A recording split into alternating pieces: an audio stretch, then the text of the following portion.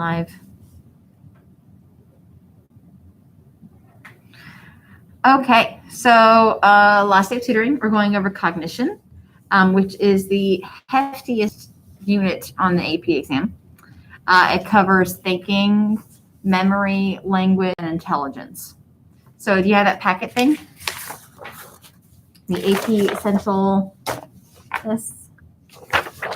It might be split up into different sections because cognition used to be different units, but then they put it all together into one unit. Okay, so I don't know, 4 or 5 pages in, it says thinking and language, and then there's another one that says intelligence, and that might be all of cognition.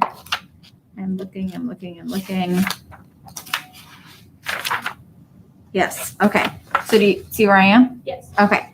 So I don't remember exactly which order that I did it on this. Memory is first. Where's memory start? Oh, there it is at the bottom of a page. Do you go backwards? At the top it says learning, but at the very, very, very, very bottom it says memory and language.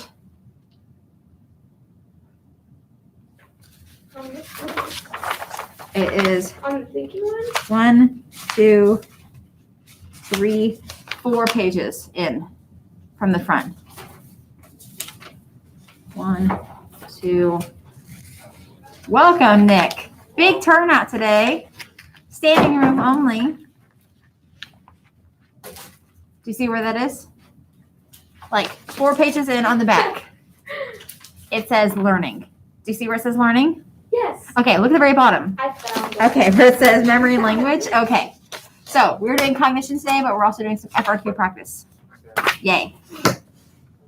I was going to break you guys into groups for the FRQ practice, but we might just do it as one big group together because that's just the way life goes. All right, I'm moving you up a little bit, moving you sideways.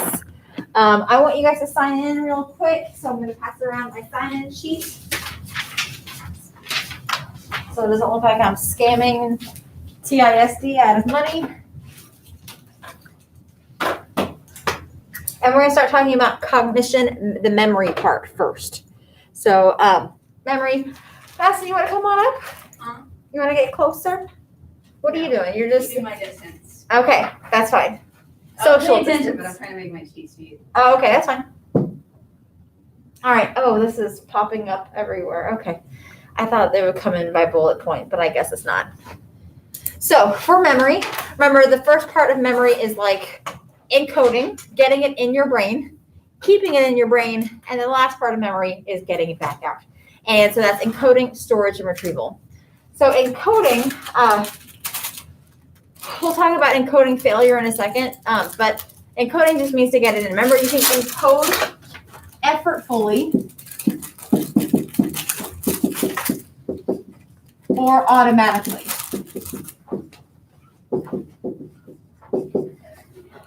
When you code something effortlessly, you're trying to get it into your brain on purpose. Right now, you are trying effortfully. You're trying to get this information into your brain. You're taking notes. You might do flashcards. You're trying. You're having an effort. Automatically would just be I didn't study this. I just know it. Definitions to certain things like chair or phone. Those things you just know. Storage, well, there's different ways you can store it. So let's talk about these, the Ashford-Shirford model of human memory. This is he broke down storage. Storage can be, of where you keep the information, is either sensory memory, short-term memory, or long-term memory. Those are the 3 different ways that you can store memories. Sensory memory contains a lot of information. It's very, very quick, very, very short retention, but it is basically all of your senses right now, your smelling, your sight, your hearing, everything. You're collecting lots of information all at once.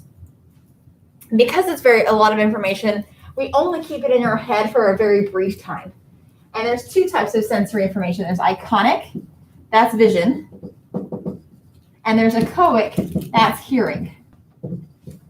So right now, your brain is absorbing information and sensing your vision memory. You can, it's all collecting, but you're not really keeping it in your head unless it's brought to your attention or it's important. So like Sydney, without looking anywhere, what is some, it's hard to do, there's only a few people in the room. How many desks are behind you? 3, It's a good guess. It's 2. 2. It's because I think I kicked out your desk, maybe. It's very possible that there used to be 3. But if I brought it to your attention, you're okay. Now it's in my head. You may like scan it, 2 or 3 desks behind me. But now if I ask you later on, hey, how many desks were behind you? Because I brought it to your attention, it could now go into your short-term memory. Echoic is your hearing. So have you ever had someone like tell you a phone number or like an address or something, and you're going really fast and you like didn't catch it, but like you kind of replay it in your head and you're like, okay, I got it. So it just stays in our memory for a brief second. We're talking about like a half a second versus like 2 seconds. The echoic is about 2 seconds. Vision is about a half a second. So if you ever driven home and didn't remember the drive, like you get home and you're like, oh gosh, did I stop at that stop sign?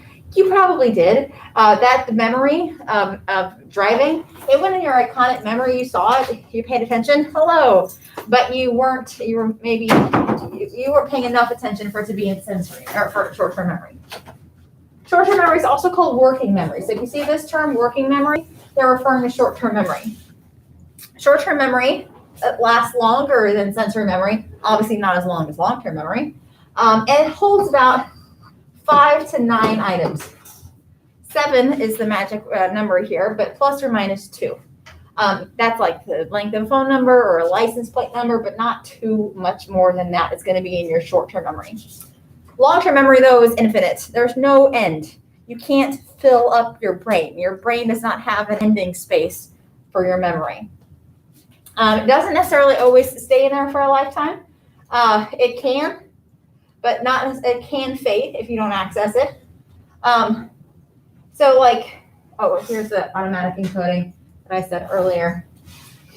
So you have to, for some things, you have to actively try to get it into your long-term memory. Some things just automatically get into your long-term memory. Remember, like, did y'all watch Inside Out? Remember the gum commercial she kept on singing? Triple dent gum, da da da da. Like she automatically encoded it and it went straight to her long-term memory. It's not like she went home and like practiced it. She just knows it and just keeps popping up. Okay, so long-term memory is now broken up into different things. Long-term memory is broken into 2 types of long-term memory. There's declarative,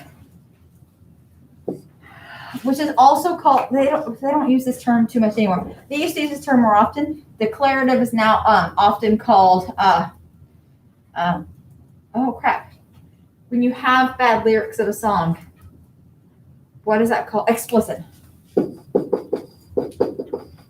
Explicit and declarative are synonyms. They probably can use these words interchangeably. I think they used to use the word declarative more often, and now they kind of use these words interchangeably. But declarative / explicit memories are memories you can talk about.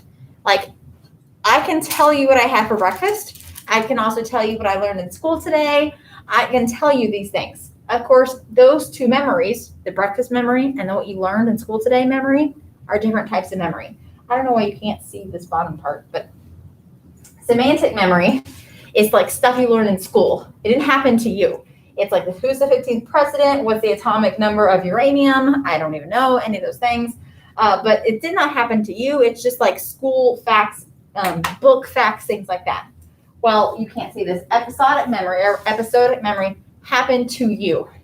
Like, I remember what I had for breakfast this morning. That happened to me. That's episodic memory. But the fact that I know like an equation from a math class, that's semantic memory. Both of these memories I can talk about, which is why they're explicit / declarative memories. The other flip side is something called an implicit memory.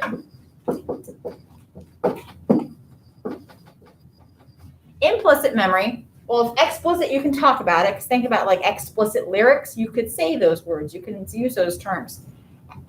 Implicit, you can't talk about, not in the same way that you can with declarative and explicit memories. Things like classical conditioning. The idea of like dog salivating to a bell, there's a memory associated with that. Like he's remembering that every time a bell rings, he gets food, but it's not the same memory as like, how was your day today? Like that's not the same memory. Operant conditioning, same thing. I remember if I leave, like if I don't take the trash out, my parents are gonna yell at me.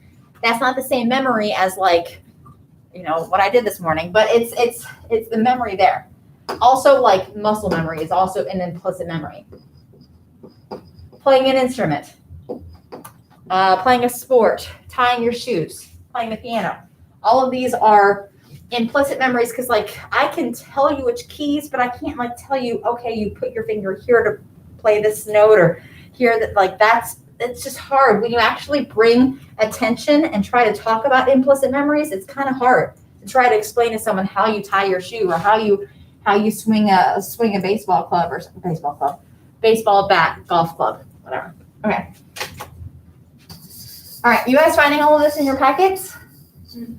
Those of you that are watching online, all one of you, you can, you know, leave a comment, ask a question, and I can answer it for you guys if you have a question. All right, let's talk about remembering, getting information back out. Remember, there was encoding, getting it in, storage, keeping it, and retrieving, getting it out. So now we're talking about retrieving. Recall versus recognition. Which one works better? Which one is easier to do? Recognition. Multiple choice is easier typically than like free response or essays. Of course,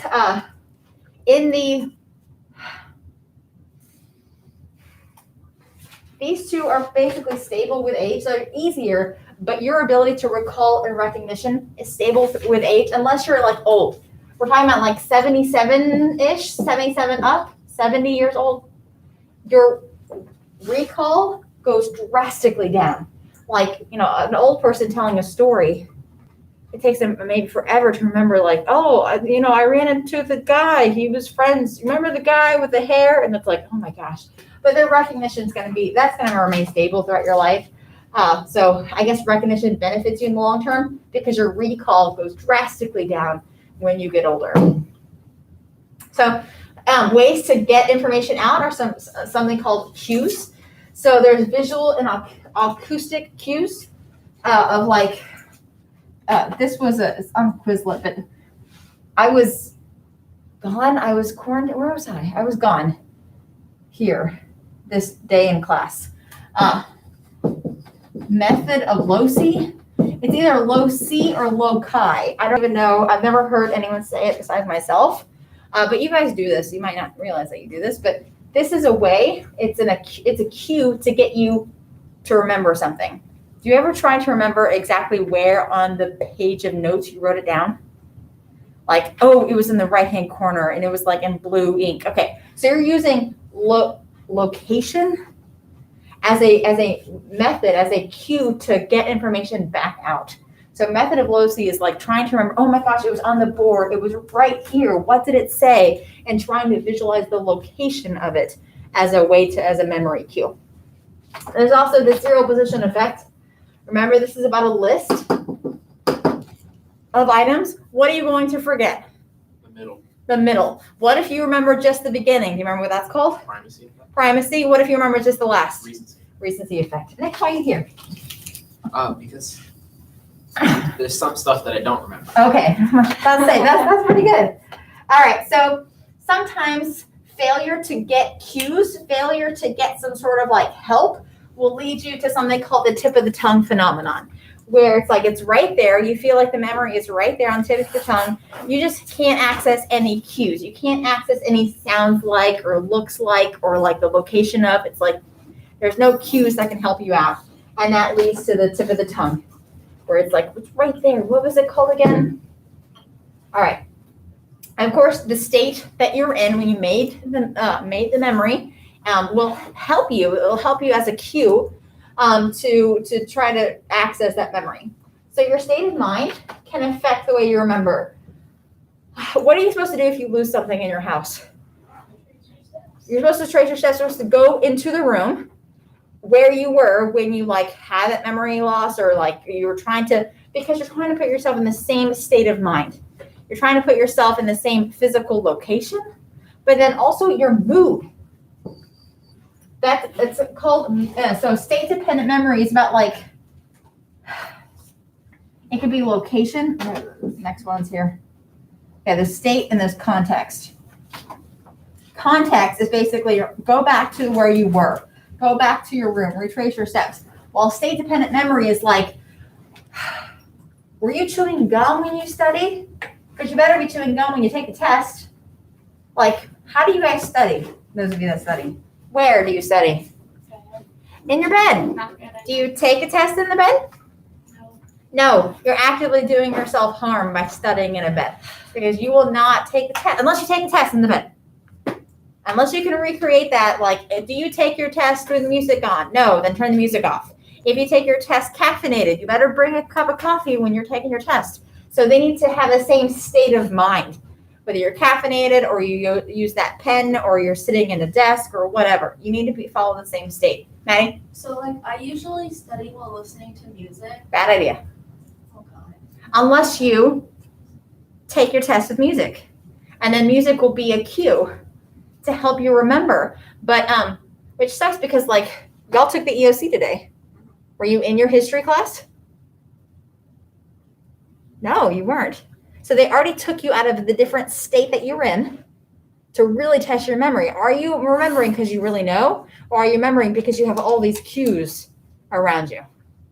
Which sucks because, like, your AP tests are also not in your classroom. So they're kind of setting you up to do a little bit worse. Is it like a subconscious thing? I mean, no, because your memory is not, it's not subconscious memory. This is just like if you sat in here, you could almost see the things that were written on the board. And you're like, oh, she pointed to that part of the room. What is that part of the room? And that's going to be a trigger. But if you're like sitting in the LGI or something, and nothing that, like, you can't relate anything in that room to the experience of of learning it or remembering it, then there's nothing to trigger those memories. So the only thing that you have are the memory cues that you made yourself, maybe like an acronym or a song or something like that, that you made yourself to help you remember. That's the only thing that's helping you here. But when you're in this room, like when you go make up a test in someone's class, sit in that class, like sit in your desk. It can't hurt. It can only help. But if you're like, I'm going to sit in different places all the time, you're not having you're not creating a state. But also mood matters. Like it's called mood dependent memory. When you are happy, you're more likely to remember times when you were happy. When you were sad, you're more likely to remember times when you were sad, which really sucks for people with depression. Because people will say, like, just get over it. Don't be depressed. They literally, their brain cannot remember the times when they were happy. So if you're upset, if you're quarreling with a boyfriend, a girlfriend, or friend, you're going to remember all the bad things and all the bad times because you're in that mood. That as soon as you've made up and you're like, we're good again, you're like, what were we even fighting about? You don't remember because you can't remember. You're in a different mood. Could a person themselves be a cue? Yes, of course. Yeah. Do you have are you thinking about something specifically? No, I mean, I'm just asking. Oh, okay. It's like just seeing some. Yeah, I guess that's good. I'm just making sure. Yeah, definitely. Okay. Ebbinghaus, the guy, he locked himself in a room. He was testing his own memory, and he realized that as soon as we stop learning, as soon as we put our notes away and stop learning, we immediately start forgetting. But we actually change how much we forget depending on how far apart we learn. Like if we're cramming, you forget almost 90% of it within the first 10 minutes after you are done learning. But if you space out your learning, like have tutorings or something over the course of several days or study over several days, your curve of forgetting lessens. Like you won't forget, most of it right away. You'll forget a little of it right away, but not most of it. Cramming doesn't work. All right. Let's talk about 2 different types of amnesia. There's anterograde amnesia and retrograde amnesia. Do you have this on here? Where is it? I'm trying to. It's number 8 on the memory card. Yes, 8, but it's not like defined. Okay, so what does retro mean? Like before. The past, the before, and so anterograde must be like the future. So without writing all of this down, you hit your head, like you again, you get an accident, you hit your head, and you get amnesia. Retrograde is I can't remember the past. It doesn't have to be like I can't remember the past. It could just be like I don't remember 30 minutes before my accident. Like those 30 minutes before, gone. I don't remember. I remember being driving up there, but I don't remember that. Anterograde is I forget that, like I can't remember the future. So retro is I can't remember the past. Anterograde is I can't remember the future. So maybe it's like, I got hit in the head and I know that I was at the hospital, but like for the first 3 weeks after I wake up, after like my coma or something, I don't remember any of that. It was all a blur. Well, that's anterograde amnesia. It doesn't have to be a forever thing. It could just be, days or years before or after the incident. But then there's also interference. Madison. Wait, okay, so wait, can you go back? Yeah. So like the one where you can't remember the future, can you give another example for that? Do you remember that video with Clive Waring? He had that the worst case of memory. He was sitting there talking to his wife.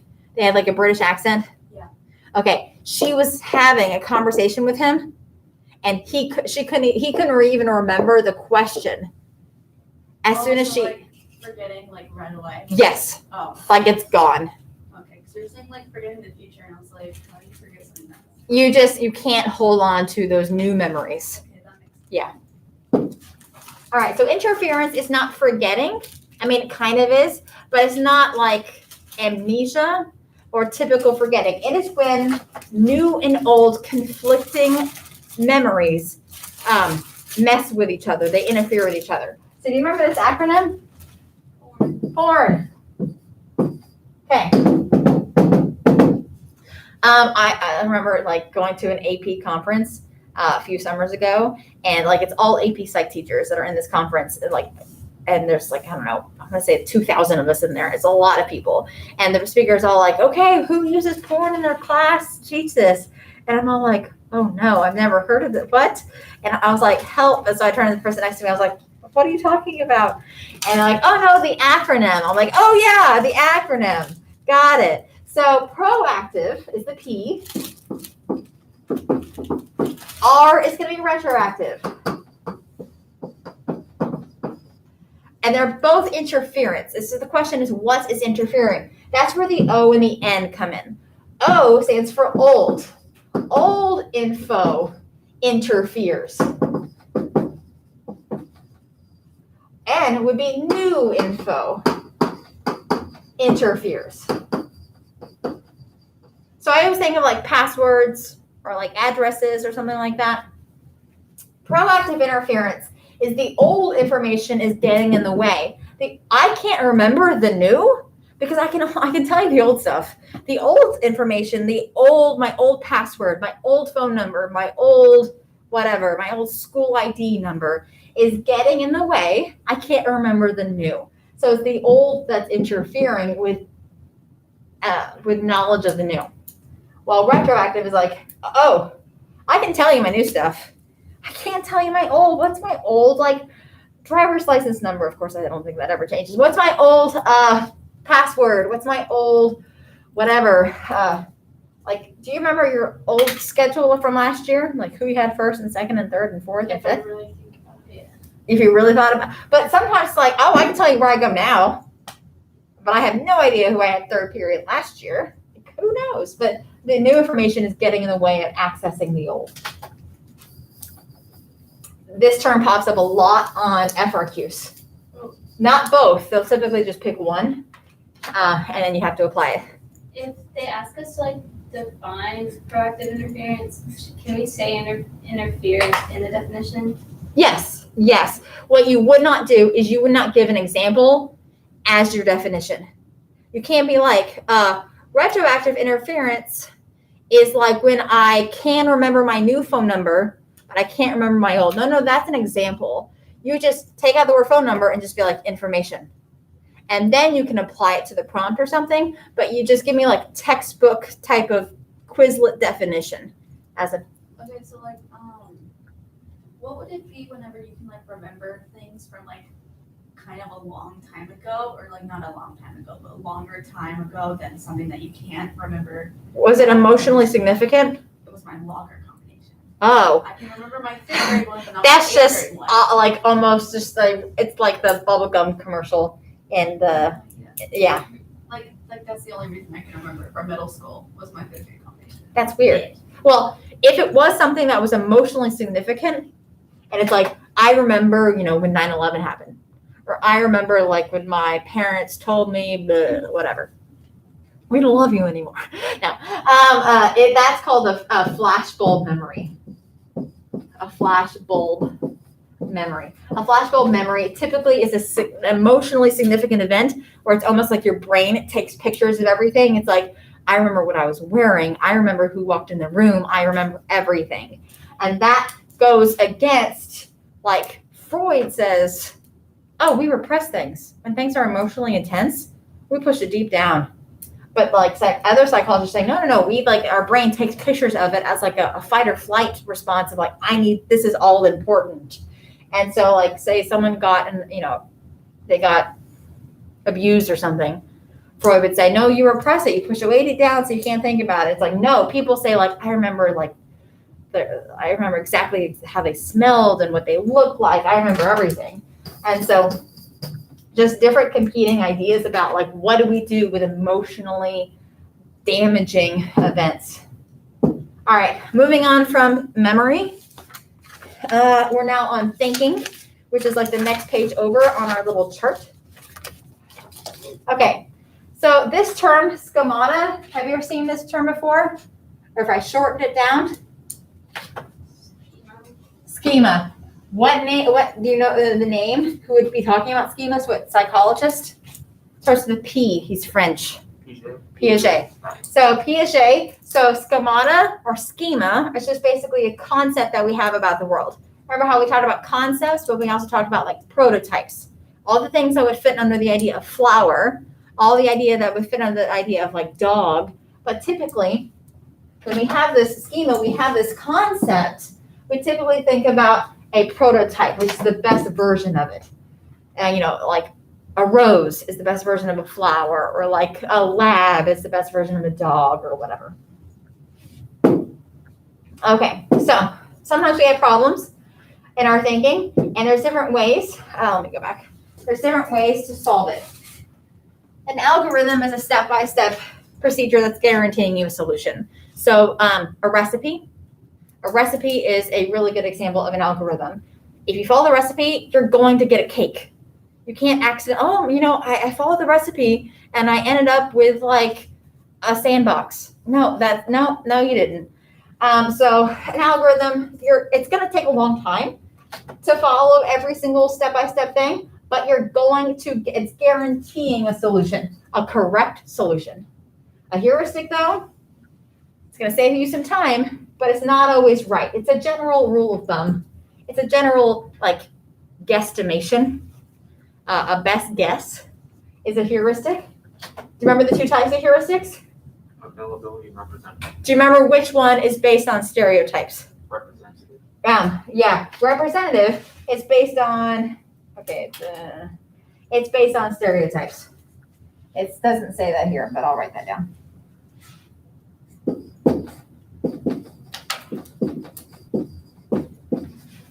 Okay, so think of like, if I said,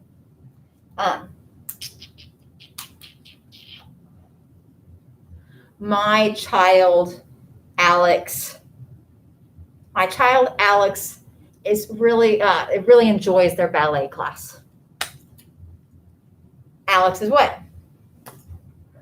A girl, based on stereotypes. Oh, Alex that enjoys ballet. Alex is probably a girl. But that's based on a stereotypical answer of like girls like ballet and boys don't like ballet. A Availability heuristic, though, is different. It's not based on stereotypes, but based on like similar situations that come to mind very, very quickly. Like if I said, give me an example of a virus, coronavirus. Like you would be like, oh, that, yeah, based on recent events. But if I had said that 3 years ago, you'd say, what? Ebola? Yeah, probably, because that was really like big news 3 years ago. And so, yeah, based on recent events, it's like you write down a list of, oh, great example. Coming up soon is the top 10% breakfast. People that are the top 10% of their graduating class, they get to invite a teacher to go sit with them and have this really nice breakfast. It's really nice, whatever. Typically, you look around, it's high school teachers that are there. And you think, well, yeah, like you can invite any teacher. But what's readily available in their mind when all the top 10% are like, who can I bring? They're all thinking about their senior level teachers. And rarely ever do they bring their fourth grade teacher that they loved. Is that a thing? Is that an actual thing? Yeah, it's an actual thing. Can you actually bring like the elementary school? Yeah. And the elementary school teachers love it because it's like you thought of me, even though I was not readily available in your mind, but you chose me anyway. It's more special almost to invite like an elementary school teacher or like a coach or something that, you haven't seen in a long time. But it's like when senior teachers get picked, even though, I love being picked and it's always a pleasure. It's always like expected because you're in my class. I see you every day. When you're thinking of teachers, you're going to think of the ones you have right now. I say, hey, what's your favorite TV show? Typically, people say the ones that they just recently watched because it's the most readily available in their mind. Okay. Heuristics can lead to problems, though. While it's a best guess, it's a general rule of thumb, it's not always right. And so heuristics can also lead to like problems in our judgment. We're not as smart as we think we are. We're overconfident in our like ability to guess whether Alex is a girl or a boy or whatever. Belief bias, remember, we can't think logically about our beliefs. Sorry, we can't think logically because of our beliefs. Our beliefs tend to make us be a little bit biased. And even when we're proven wrong sometimes. Like, scientists can all prove that the world is round. But people will still be like, no, because of, I don't even know. I don't know. Was it on their website, the Flat Earth website, where it says, like, we have supporters all around the world. And it was all like, say that slower. All around the world. Exactly. You do have supporters all around the world. Emphasis on the world round. Okay. Great. Are those problems just for the heuristics, or are they for the whole problem solving? All problem solving, but mainly heuristics, because like algorithms are not going to lead you to a wrong answer. It'll always lead you to a right answer. And so you're not going to get overconfident because you are right. So you'll just be equal confident, not overconfident, I guess. All right. So other problems that lead us to being wrong. Mental set. Do you remember my mental set story? The bike story. What was wrong with my bike versus like the fact that I couldn't ride it all that well? Like what went wrong? Didn't have handbrakes. Yes, and that's the solution that worked for me in the past. So mental set is not a helpful technique. It is not like, hey, I should use a solution that's worked in the past. That'll help me. No. It's like, I should only use solutions in the past. That will help me. And it's like, no, there's a much better solution or a different solution that will help you out. So, trying to think of a scenario.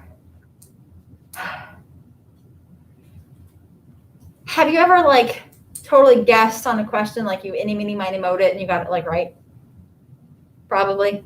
And then you're like, well, I got it right. I did it right that time. So in the future, if I don't know, I should any, mini, miny, mo. Is that a good way to solve a problem? Probably not. There are other ways to do it. Mental sets get in the way. Fixation is the inability to see something from a fresh perspective. You can't take like an, I'm going to look at this from a different eyes, from a new point of view. this happens a lot, not in Psych so much, because Psych, I did test corrections differently this year than in the past. But Eco, we would like go back and look at our tests and be like, okay, let's try to look at question number 10 again from fresh eyes. And people could only see the fact that they had circled B. And they're like, well, I put B. I'm like, yeah, but look at it through fresh eyes. And then they would read it again. And because B was circled, they're like, well, I still think it's B. I'm like, well, let's just erase what you had and try to see it from fresh eyes. But it's hard. Functional fixedness has to do with the use of an object. Like, can you use an object for something other than its function? Confirmation bias, we tend to see, look for things that confirm what we already believe. Like, I was in this in-service a couple of years ago. This is before like COVID. I was in service and they were talking about how AP, just the college board, how successful kids are in college if they were in AP classes, whether they took the test or not, whether they passed the test or not, just being in AP class, they're going to do better. I was like, well, that's great. That's fantastic. I looked at the publisher of the report. College Board. College Board published that information and then handed it out to AP teachers. And so, of course, we're all like, we're amazing. We help kids in college. Our impacts will be felt forever. And it's like College Board did the research about how great College Board is and then handed out that research without any other research that said anything else. Like no, what's it called? Conflicting research was given and then gave it to AP teachers. And we're all like, we're amazing. We're fantastic. And it's like, hold on. We're not only not just searching for things that like agree with what we already believe that AP is just amazing, but then the research itself was biased. What he said, belief, perseverance. Framing, a way that a problem is presented. There's always a standard question that pops up every once in a while. I've seen this question many places. It says like, a police officer talking to victims of a crash. And it's like, how did the car bump you versus like how the car crashed into you? And it's like, oh, well, that totally changes the way of the idea of like the accident happened in my head. Bump is like, oh, it seems like, it was an accident. Crashed, it almost seems like intentional. It seems much worse. And so the framing of how they said it changes how people think of it. All right, creativity. Another way to say creativity is divergent thinking. Convergent is like, I can only think of one solution. Divergent, I can think of multiple solutions. Mainly dealing with intelligence, but, it just pops up. So divergent means creativity. Somewhere on there, yes, on number 5, thinking and language. Let's go faster. Let's talk about language. Brief on the test, a couple small things. We didn't cover this in class because I was gone. I don't even know where I was. I forget. Okay. In every language, there are 2 things at the beginning of every language. To create a language, you need a phoneme and a morpheme. A phoneme are the smallest sounds of a language. This would be like the sounds of every letter in the alphabet, but also some letters have different sounds. Like, how does A sound? But also, yeah, there's like a short A sound and a long A sound. But then there's also this, like sh and sh and f. So all of those are phonemes in English. Morpheme is the smallest sound, but with meaning. So this would be like your ng and id and un and re. And the letter A, because that's like an article, like a dog running. Like those are sounds that turn it into meaning. And then you need grammar. And there's two parts of grammar. Ooh, there's only one part listed, but there's 2 parts of grammar. There's syntax, which is the word order of a language, and there's semantics. Syntax and semantics. Yoda has really bad syntax. I'm trying to think of a Yoda thing. Try on the AP test, you will. That right there is like the words are all there, but they're in a random order. That's just different syntax than what we're used to. Semantics is like typically the grammar rule that you might get in trouble for when you choose the wrong meaning of the word. So like there, and there. There's another one that's really bad. Where and where. No, is there? Yeah, where and where. Like where, and where. But then there's also like having the wrong like ing. Like I run, I'm running, but I did it yesterday. I ran it. No, I run, right? I run, I'm running, I run, it's I ran. But like saying I run is bad grammar, it's bad semantics. So choosing the wrong word or conjugating it incorrectly is bad semantics. All right, let's talk about language acquisition. It's on here somewhere. Yes, okay. First stage is babbling. All babbling, this is like coos and caws and like that, just babies just make noise. All babbling sounds the same. Whether you're an English household or a Japanese household or a Spanish household, all babbling sounds the same. But babbling eventually will progress into words accidentally, like an English baby, like a parent speak English, they speak English in the household. A child in an English-speaking household will just be babbling and blah blah blah blah blah blah blah, and they might say ma ma ma accidentally. But then their mom is like, "Oh my God, they said their first word," and the baby is being praised. The baby is receiving like rewards and reinforcement for accidentally saying mama. And so then they'll start saying those English-sounding words, and then the babbling will actually turn into English. But if they were in a different language, then they would not be reinforced for mama because they might not use that term. So then the second stage is telegraphic speech. Telegraphic speech. Well, okay, do you know what a telegraph is?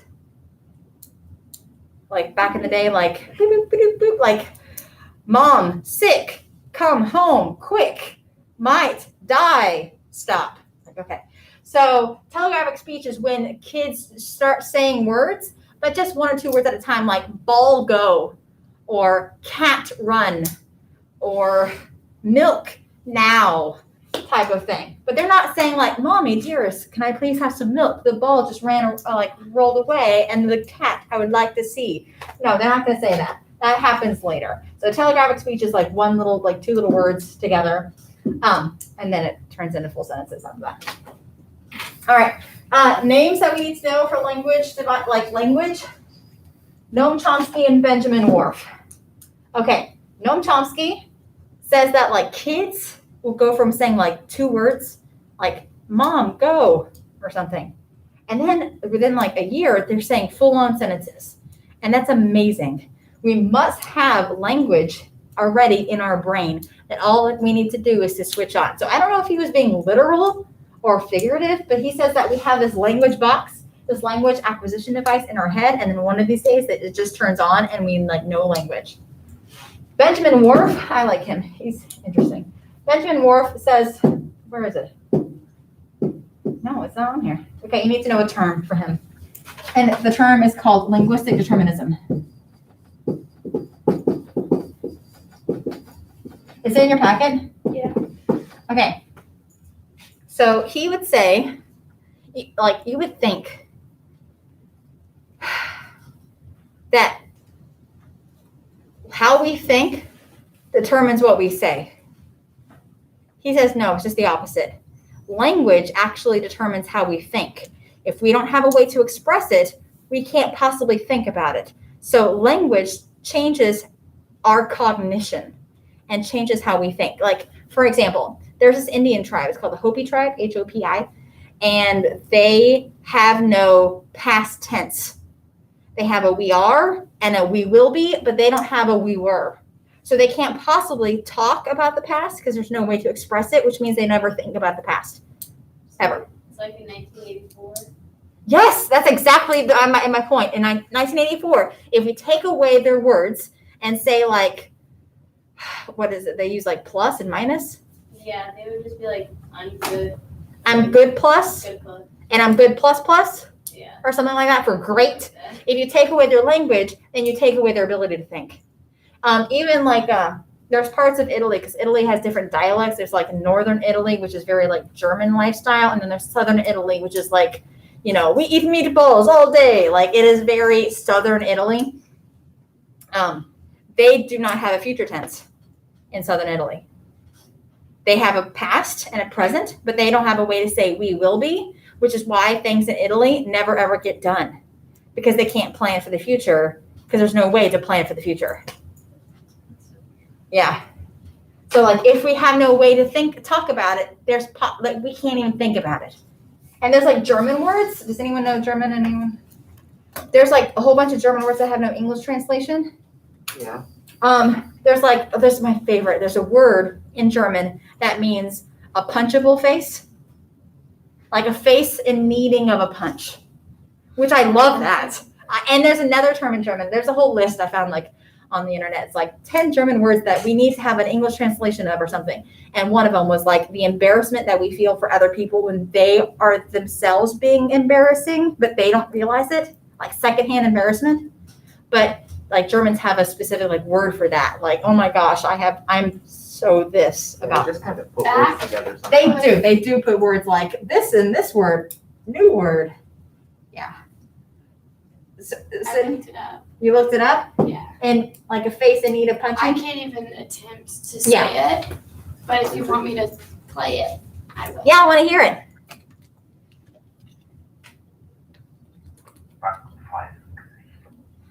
Punchable face. Punchable face, yeah. A face in need of punching. Yes. Man, there's a lot of people I just typed in punchable face in my computer and went right to German. it went right to the Yeah, that's funny. Okay, let's quickly talk about intelligence, and then we're going to do some FRQ practice. So, Spearman, you either have general intelligence or you don't. The intelligence is one thing, like a spear. That's his one like tool, is that you either have intelligence or you don't. He so IQ score kind of goes along with him, because IQ score is like this is your IQ. It's either high or low or average or whatever. Like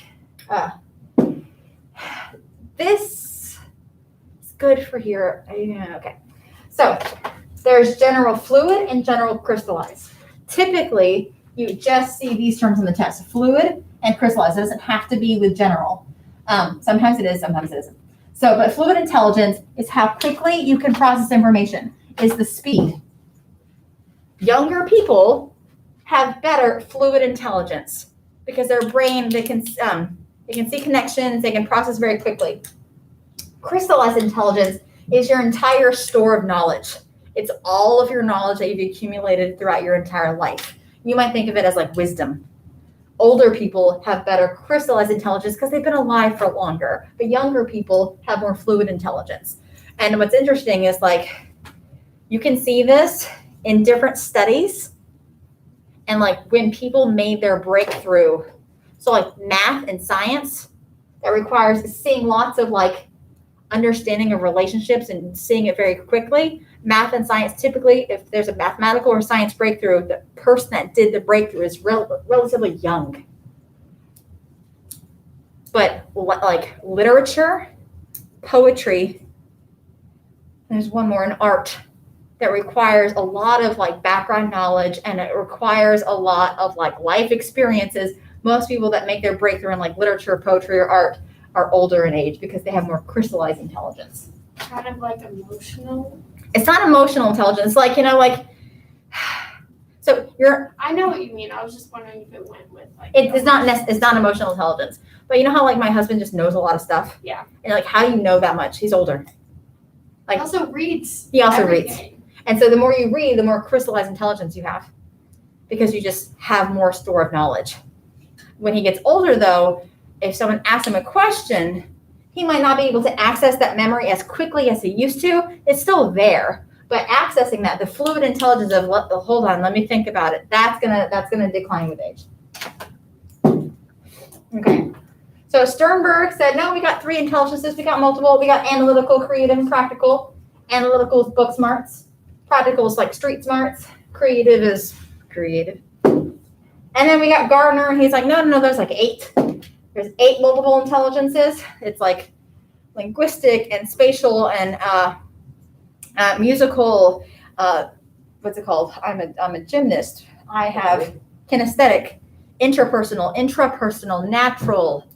I'm missing one. It doesn't matter. So his theory is like, well, we'll look at savants. Savants have like this one special skill, but they might have a low IQ. Spearman be like, doesn't matter, they're stupid. Howard Gardner's like, but how could you explain this special skill that they have? Okay. Intelligence test. The Neyman intelligence test. Lewis Terman came and added the equation. Remember, mental age divided by chronological age times 100. The most famous IQ test used today is the David Wechsler Adult Intelligence Scale. The 100 is normal.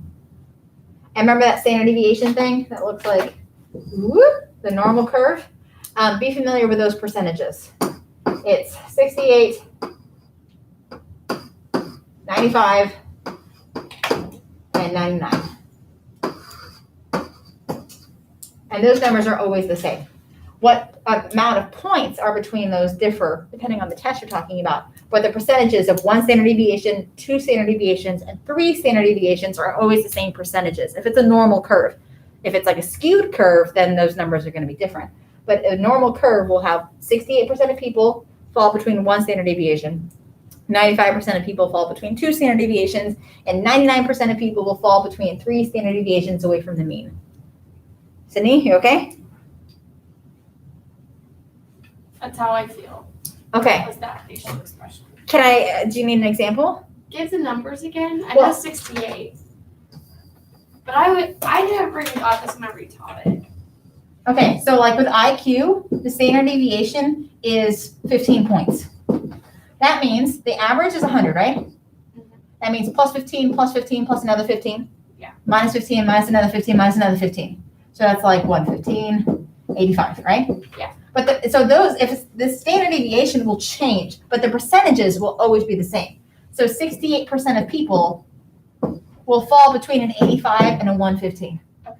But like on, let's say, a regular test in high school, let's say the average is 70. And the standard deviation is, let's say, 5 points. So it's plus 5, plus 5, plus 5, minus 5, minus 5, minus 5, to 75 to 65. So the numbers are different, but the percentages will still be 68% of you guys got between a 65 and a 75. Okay. Does that make sense? Yes. So standard deviation is just how far away you are from the average. If it's a really wide range, it's a really big standard deviation. But if everyone got close to the same score, it's going to be a small standard deviation, maybe like a point or like something like that. Test should be standardized. That means just make a pre-tested group and compare everybody against that and make sure everyone has the same like number 2 pencil and everyone opens the test booklet at the same time. And does everyone see at the top of the test booklet, there's like an ID number. Find the ID number on your answer pad. Does anyone need to help? Raise your hand if you have any questions. Oh my God, I hate standardized tests. Okay, testing to be reliable, meaning no matter how I test you, I get the same results. It's consistent in the results. So I could test you one day and then test you again, test, retest. I could have different forms, like test A, test B. I could take the same test and split it in half and say like, okay, we're going to do 50 questions and then 50 more questions after lunch or something. And so it's split half. But that's all same results. Validity is like, does it test what it's supposed to test? Content, there should be the appropriate content on the test. So if I gave you like, I had a kid come, this was a while ago, I make up a quiz. And this was like in the first few weeks of school. I didn't even know who this kid was at this point. I didn't know the name. And they're like, I'm here to make up a quiz tonight. And I was like, okay. And like, it's a quiz from Tuesday. I was like, okay. So I gave him the quiz and it was an eco quiz. The kid was in psychology. I didn't even realize what class I taught the person in. And they sat down and they're all like, this is really hard. But they did it. And I was like, and then like, I don't remember learning this. And we learned this in psychology. I was like, wait, you're in psychology? Why didn't you tell me that? Like, I just assumed I didn't know what I was like, did you realize it was the wrong content? Like, you were doing math when you shouldn't have been doing math. And yeah, Do you remember what he got? I I think he got a 60, which means he got that. no, okay. My quizzes, my score out of 5 is 60. So eco quizzes are different than psych quizzes. Psych quizzes are easier. So eco quizzes, that's the score. Yeah, I remember. But you still love me. You still love me. If a test is supposed to predict your future success, then it should. Face validity just means the test appears to be a test. It looks like a test, and it is a test.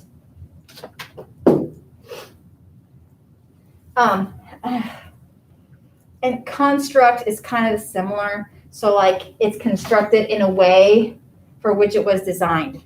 Like meaning it's designed to test your recognition, and I give you multiple choice.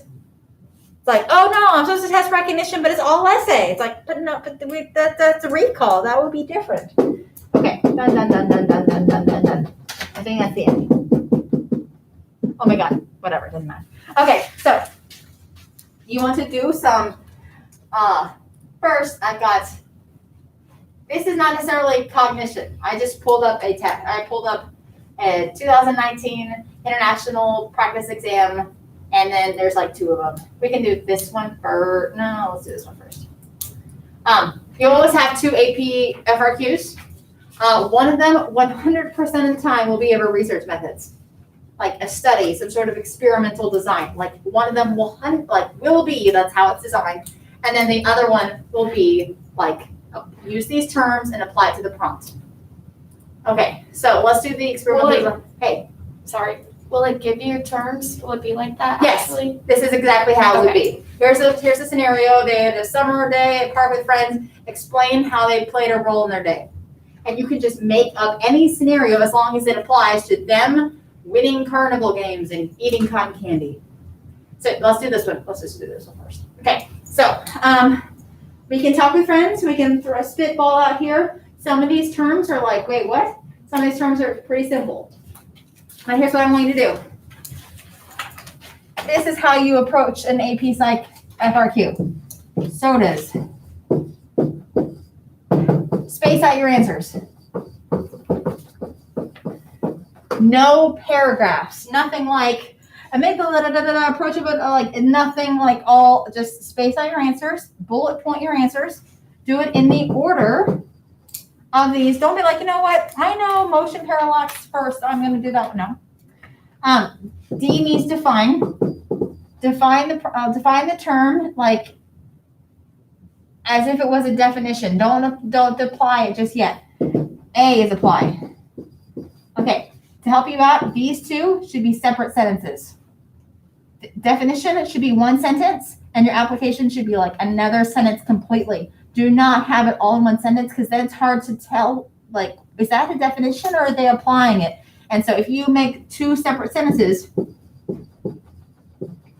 then you're like, okay, now that's the definition, new sentence, I'm going to apply. If you have time, this is not needed. This is just an extra fun thing. Make a synonym. Oh, how am I going to spell synonym? Synonym. It's over there. Synonym. How do you spell synonym? Is it another Y? Yeah. Holy crap. Okay. So this is just like if you have, most people don't need you don't need a synonym. But sometimes their definition is just so. The definition is just okay. And the synonym that they do is, oh, that's actually a really good definition. And so they would have missed the point because their definition was just okay. But the synonym really brought it down. So okay, let's read the prompt. Pervik and Nisha spend the summer day at a popular amusement park with friends. They rode roller coasters, ate cotton candy, and played carnival games to win prizes. Hello? Oh, explain how each of the following might have played a role in their day. Okay, so the first bullet point is amygdala. Can anyone define amygdala? Oh no. Okay, is it a body part? In your brain. Okay, a part of the brain responsible for emotion, period. Okay? Part of the brain responsible for emotion, period. Now we're going to apply. Purvik and Nisha use their amygdala when When they were riding on a roller coaster, that made them feel excited. it made them feel excited. It made them feel scared. Blah, blah, blah, blah, blah. Okay? So it's just that simple. That would be the point. I do want to make sure that you see like the rubric for just amygdala. Okay, amygdala. So it has a whole bunch of different things. But here's what you needed to have said. The response must indicate a specific emotion related to or synonymous with fear or aggression. So maybe like excited. Did you say excited? Fear or aggression. So this is, remember, this is like animalistic emotions. I don't know if animals get excited. Not when they like see food. Yes, but it's more like, I don't know. It's not the same excited as like, oh my gosh, I hope it tastes good. Like it's like I'm gonna live longer now that I've eaten. That's exciting. Okay, so the amygdala could have role played in their day when Nisha was afraid to go on the roller coasters, or it tends to win a prize, but when they failed, comma, their amygdala initiated feelings of anger, something like that. Okay. All right, let's look at the second one. Approach, conflict. Okay, we talked about this in tutoring the other day. Does anyone remember? Approach, conflict. Let me see if I can find it. It's going to be under.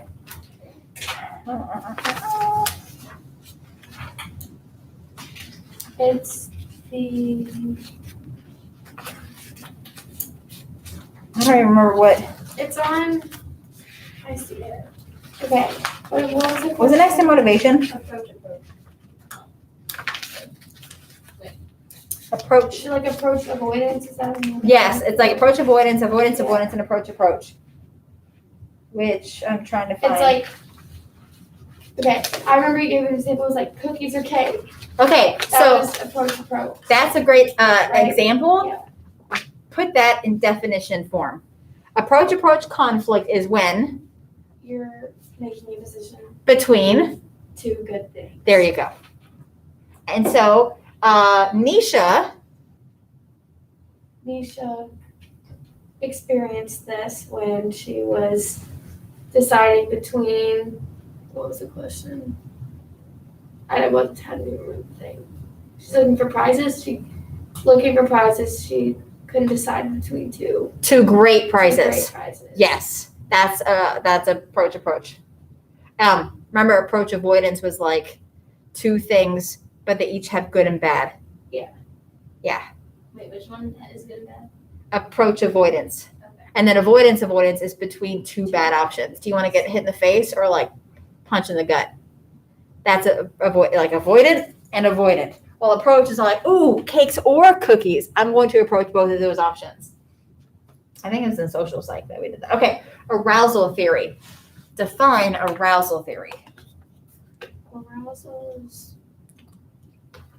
See if you remember, it was a theory of motivation. Doesn't it like need to be like highly aroused to do like basic stuff? Not basic stuff. That was kind of like a. Oh, is this one where like you have to have a certain amount to perform better, or is that something else? That was close. That was like we were talking about that on that day. But it was just like, why do people go on roller coasters? Oh, because they like it increases. Yes, it boosts their sympathetic nervous system. They get a thrill. They get a rush. That's what motivates them. They want to be physically awake and alive and aroused. Okay, so then this one's easy. Applying it to like they wanted to ride roller coasters so they could feel their blood pumping in their body or something. Let me look at the key just to make sure that what we're saying would have counted. That's why I really dislike Psych FRQs, because sometimes we are like, trying to get something so complicated and then the answer is like, well, just say this thing. It's like, oh, that would have worked. I would have never guessed that something that simple would have worked. But approach. A response must indicate a conflict between two possibilities that are both seen as positive. So only has time for one more roller coaster. So he must decide between riding his favorite roller coaster or the new roller coaster he's excited to ride. Or do you eat yummy cotton candy or delicious ice cream? But they're both positive. So in the application, we don't have to say the word. No, wait. So we don't have to say approach would be signified when they do this. If you define it in the previous sentence, you do not have to say it again. But you can make up stuff. Like it didn't say like, oh, there's new roller coasters, but now I'm using that, oh, were, and they were determining between the two new roller coasters. So you can add on to the story to clarify your point. You do not have to stick with the one sentence, this is the only thing they did all day long. Don't stray too far. Don't be like, oh, and then they went to a party. No. But you can. Should we add a transition word? Like this can be seen. Yes, this can be seen when. Yeah. So the arousal theory.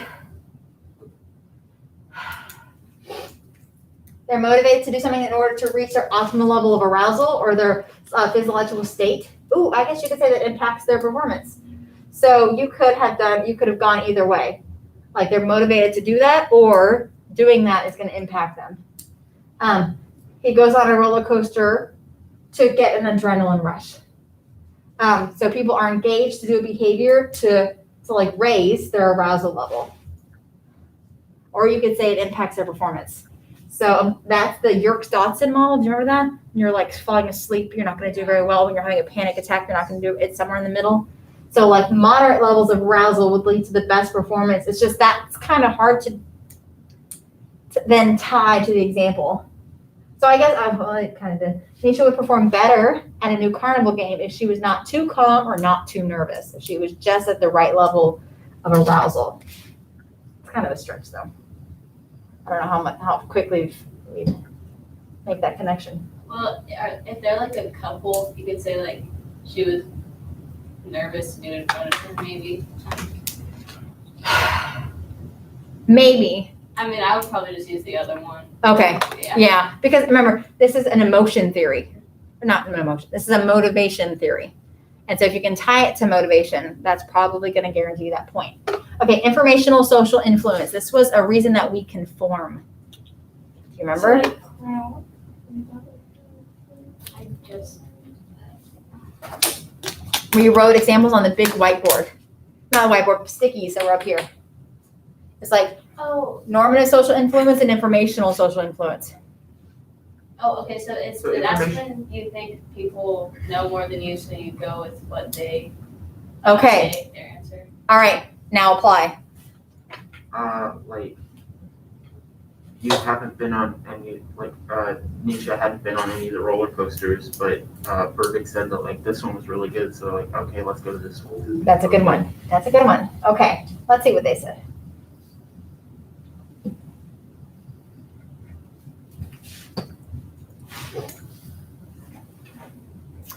This response must indicate a change in attitude or behavior because a person accepts someone else's rationale or justification. The response must go beyond just fitting in or doing something because others are doing it. Because just fitting in or doing it because others are doing it is normative social influence. This is informational. So you're going along with like, oh, they must know something in order to differentiate from normative. Okay, so if someone came up to Nisha and told her Pacific ride was unsafe, this is just an example. You didn't have to go with this. Nisha wouldn't want to go on the ride because she would assume the stranger was correct about the ride. Or if Nisha was trying to choose which line to join and enter a ride, they follow the season ticket holders, assuming that they know the best way to navigate the park. So those are just an example. I mean, those are very specific. Those are just examples. Okay, motion parallax. This was a depth perception cue with one eye. So there's two eyes of like how to see depth. There was convergence and retinal disparity. But there's a whole bunch of one eye depth perception cues. Do you remember what motion parallax was?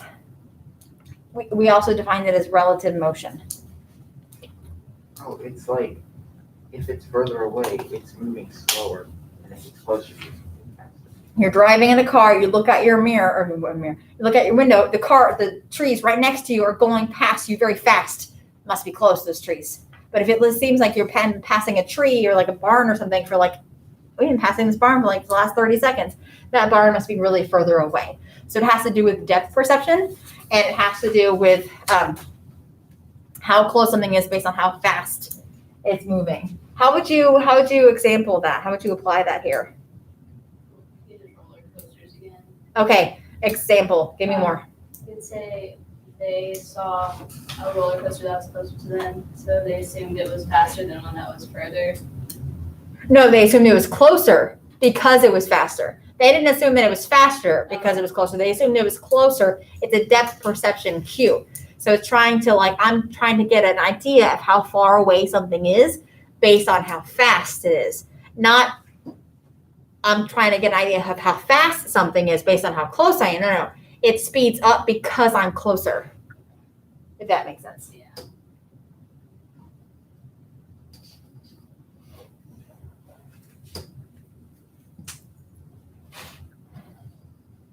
Okay. The response must indicate that a person's perceived close objects moving faster or in the opposite direction, or distant objects moving slower or in the same direction. So motion parallax would have helped them perceive depth while riding the roller coaster, as distant objects would have moved by more slowly. Or riding roller coasters, objects are closer, like the safety fence, and will appear to move faster across their field of vision than objects that are further away, like cars in the parking lot. Okay, tasted version. Remember, classical conditioning, food poisoning.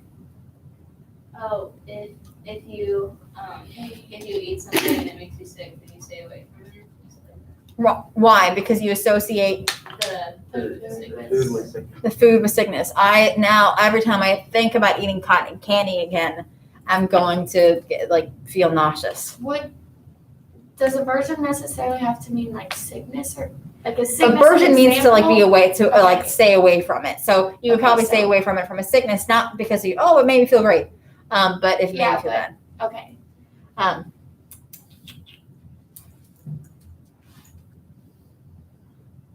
The response must indicate that a person associates ingesting a certain food with feeling ill or sick, and subsequently they're likely to have a negative response and avoid the food in the future. They eat something that makes them sick all day, and they will avoid the thing in the future. They eat something that has made them sick in the past, such a hot dog, and they're likely to avoid it at the amusement park. So they're adding the hot dog to the story. It was never mentioned, but you can easily do that because it's not that much of a stretch. And vestibular sense. Vestibular sense. Do you remember could you guess what this would be? What unit this would be? Sensation and perception. Sensation and perception. Which I'm trying to find in here. It's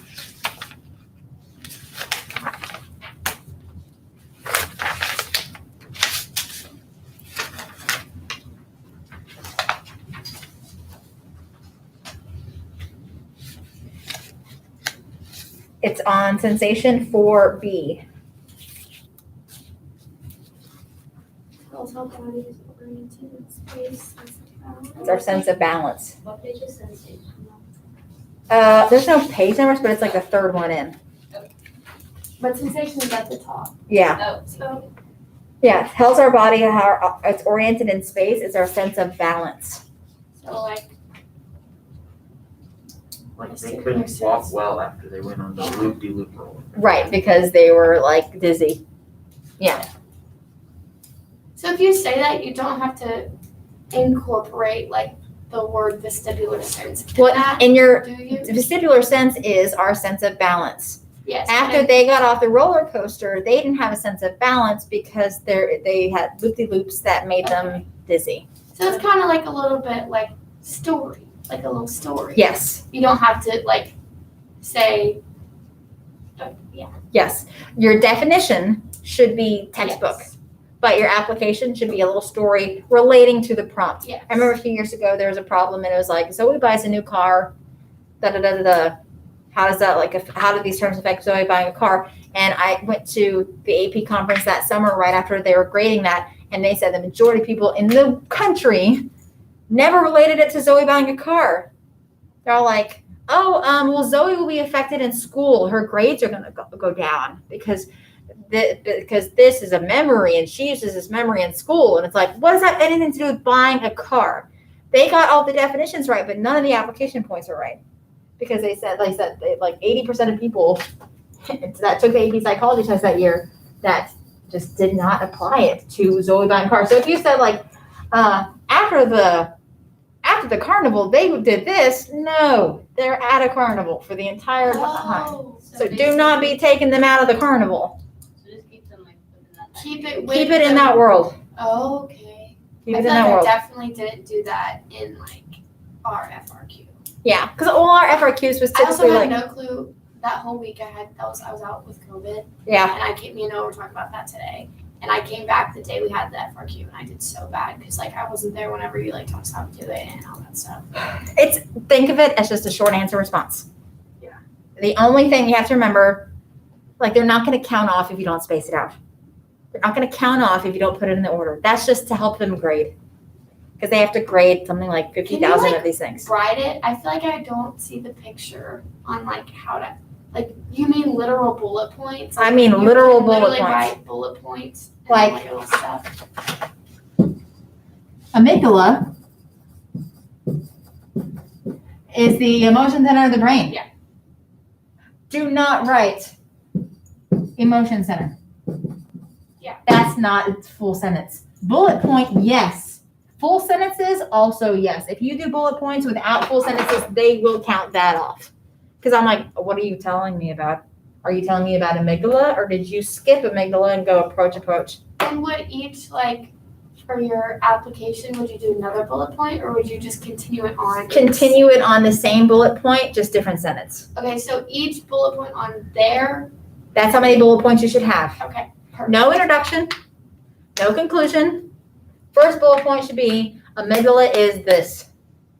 Got Yeah, it's really easy. Yeah. It's just sometimes the applications you feel like you're making a stretch, but as long as you keep it in that world, it doesn't matter that they ate hot dogs and it made them sick, and every time they think of a hot dog they get nauseous. Oh, where was hot dog? Yeah, but you're at a carnival, so that makes sense. But don't be like, and they're taking an exam? No, they're not taking an exam. Calm down. Okay, how are we doing? You guys want to call it quits for the day? I did want to show you something. I sent out you guys a link of a video earlier today. I don't know if you know this, but our school has 2 free AP tests of every subject on our school library website. It's timed or not timed. You could choose the setting. It's full tests. That means psychology has 200 multiple choice questions and 4 FRQs as practice that are free. You can do it on device, at home, or the weekend. I did send a video that's click this link, here's the password, and how to search for it, because you do have to kind of know where you're going. You can't just go on our school website. It's not an easy thing to find, but they're there, they're available, they're free. So great way to study by taking the test, especially the FRQ part, and it'll grade it at the end. And they won't grade your short answer, but it gives you the rubric just like this one does. So you can see example problems and wrong answers and right answers. Okay, you okay there? Yeah, I'm trying to suppress a cough and my eyes started watering. Yeah. Don't cry, Michaela, don't cry. It's just the right eye. Okay, I think we're good.